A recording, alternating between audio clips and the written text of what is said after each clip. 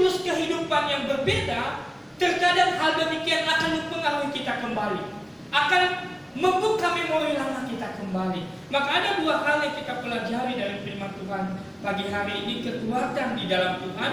Dari kitab Efesus pasal 6 ayat yang ke-10 sampai dengan ayat yang ke-17 ini. Yang pertama adalah pakailah seluruh senjata Allah. Di ayat yang ke-11, kenakanlah seluruh senjata Allah supaya kamu dapat bertahan melawan tipu daya iblis. Sudah jelas Bapak Ibu Saudara diberkati oleh Tuhan bahwa yang menjadi lawan kita adalah iblis. Jadi kapan kita mengalami peperangan rohani? Kita mulai contoh, yaitu ketika kita percaya kepada Tuhan. Ketika kita mengambil sebuah keputusan untuk percaya kepada Tuhan, saat itu juga kita akan mengalami peperangan rohani, yaitu di mana iblis tidak senang ketika kita percaya kepada Tuhan Yesus. Iblis mencari-cari cara bagaimana supaya kita tidak sepenuhnya menyerahkan hidup untuk mengikut Tuhan Yesus. Jadi roh jahat ini sangat berkuasa dan licik dan penuh dengan tipu muslihat. Manusia tidak akan bisa melawannya jikalau kita hanya mengandalkan kekuatan kita sendiri. Tapi saya kan setiap minggu ibadah, contoh, setiap malam saya berdoa, setiap hari mungkin saya membaca dan merenungkan firman Tuhan. Saya mendengarkan audio khotbah. Bukankah itu juga sudah membentengi saya untuk melawan semua godaan, untuk melawan roh jahat yang bisa menipu, yang bisa memperdaya saya untuk tidak semakin dekat dengan Tuhan? Oke, benar, saudara-saudara diberkati oleh Tuhan. Tetapi jika kita tidak menggunakan semua kesempatan itu, hal-hal yang rohani itu dengan setulus hati untuk membangun hubungan kita dengan Tuhan, tetapi hanya sebagai rutinitas saja, karena ada waktu untuk mendengar, karena ada waktu untuk membaca, karena ada waktu untuk melihat, saudara-saudara diberkati oleh Tuhan, waktu yang seperti itu juga iblis akan bisa memanipulasi kita.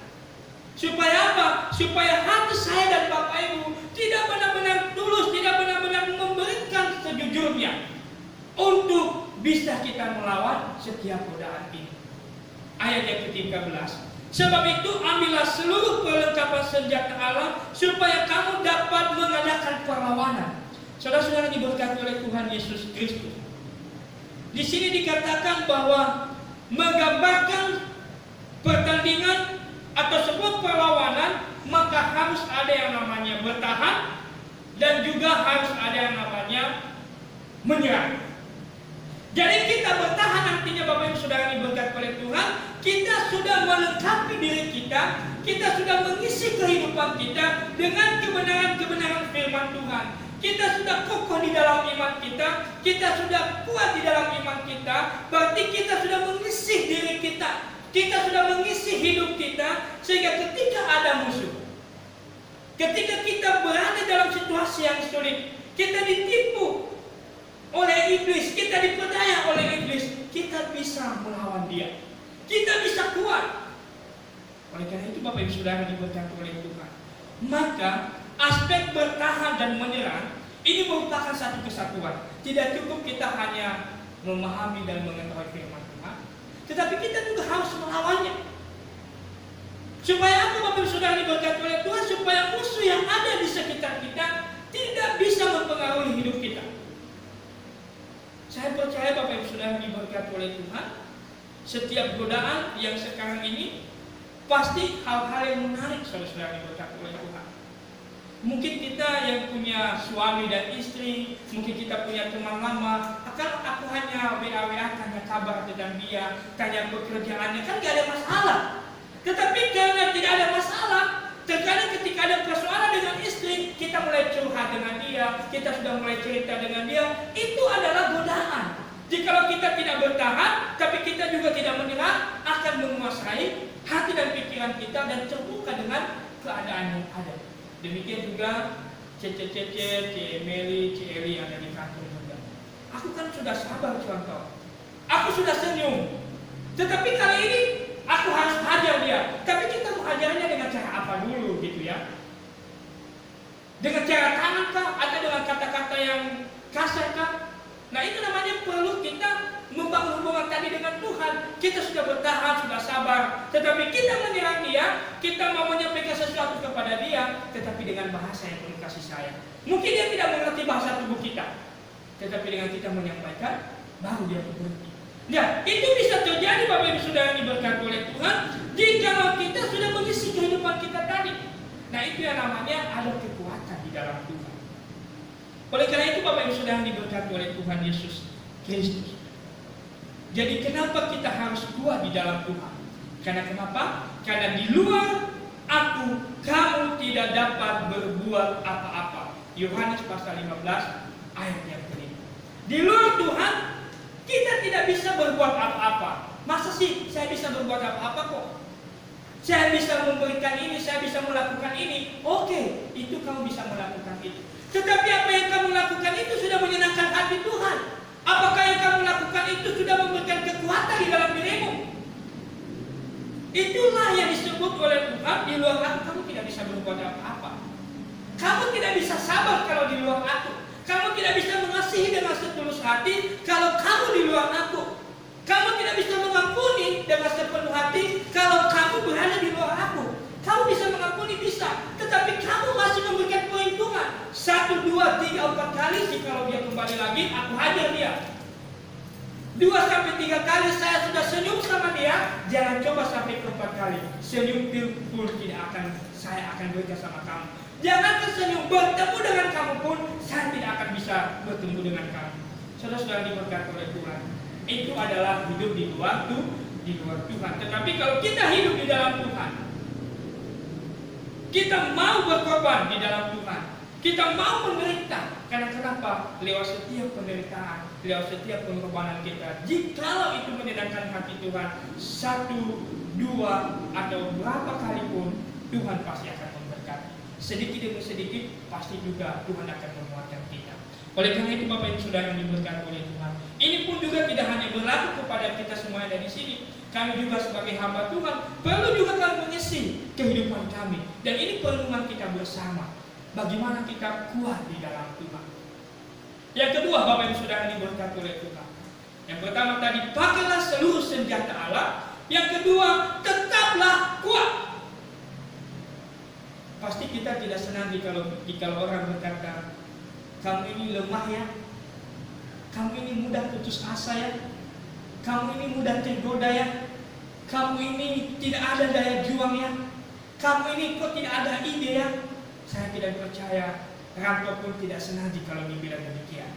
Ranto ini tidak ada kehidupannya di dalam hidupnya kalau saya melihat dia.